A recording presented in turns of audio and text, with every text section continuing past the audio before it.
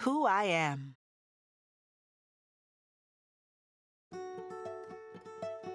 My story as an artist is who I am. That's where the art comes from. I am black and I am a woman. There it is.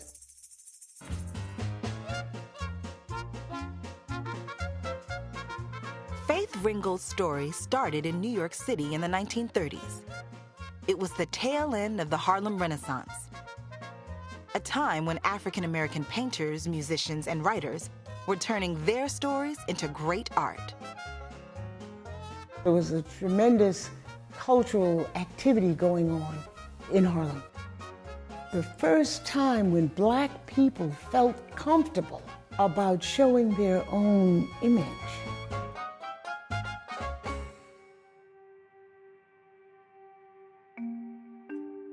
Inspired by the artists in Harlem, Ringgold went to college to study art and barely noticed she was one of the few black women there. It never, ever occurred to me that, you don't see nobody look like you, Faith. What are you thinking? In college, she learned to paint in a European style that was centuries old. She copied Greek busts and paintings by artists like Cézanne and Rembrandt. But when she graduated, ready to become a painter, the world was changing fast. Civil rights protesters were everywhere, demanding equal rights for African Americans. And I said to myself, you're taking a European theme and making still life and landscapes? You are in the middle of all this? You can't do that. Ringgold turned to her African roots for inspiration. She loved the colorful patterns, rhythms, and repetitions of African textiles. Slaves like Faith's great-great-grandmother brought those traditions to the U.S. and made quilts in vibrant colors and complicated patterns.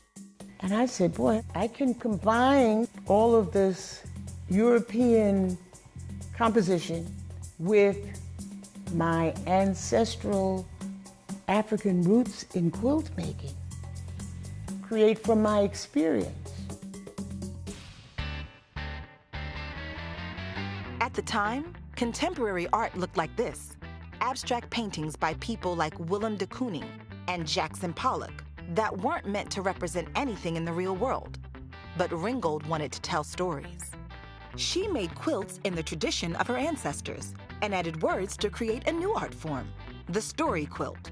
She told stories about the heroes of African American history and personal stories about hot summer nights growing up near the George Washington Bridge.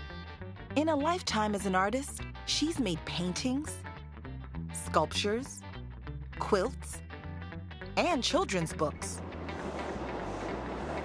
You can even find her art in the New York City subway at 125th Street in Harlem, where she paid tribute to the famous neighbors who gave her the confidence to get her life and her art off the ground. I became an artist so that I could tell my story. And I just decided, when somebody says you can't do something, do more of it, accelerate. That's the way you get it done.